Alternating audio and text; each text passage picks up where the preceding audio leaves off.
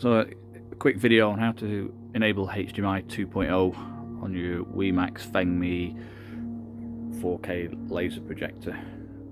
So I've got a PlayStation 5, it's going through an Onkyo receiver, and then I found an issue that I've had to run pretty short HDMI leads, nothing more than perhaps a meter, maybe 2 max, for it to ever pick the signal up, or it really struggles.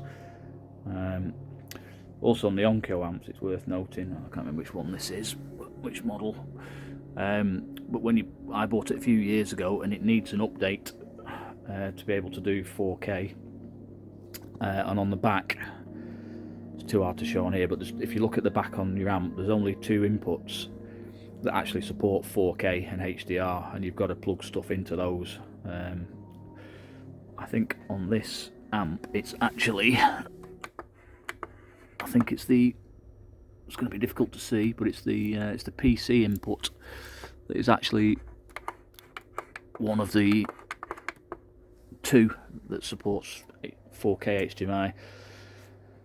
So yeah, PlayStation, make sure your amp supports 4K on the input you're on, and then what you'll normally find is when it's plugged in, it won't do anything, you won't get a picture, so you have to select an input. So if I go home, I'm selecting an input there, so hit PlayStation. Obviously it knows it now because it's set up, but what you'll get normally is a blank image, it won't pick anything up. And then while you're on this screen, on the remote, you press the menu button, which gets that up, and then under playback settings, which is not that obvious,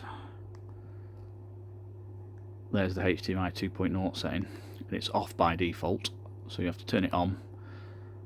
I'll turn it off actually, see what happens.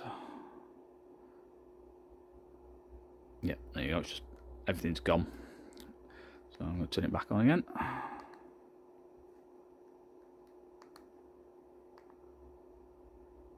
And should come back. Yeah, there we go. So just notice that it took the amp a little bit of time to see it kind of sync the signal, but yeah, that's where the HDMI 2.0 setting is. Yeah, and then you should be good to go. If I go on the display options at the top, just to prove it, I go on display, on screen and video. There you go. Video output information. There you go. And HDR.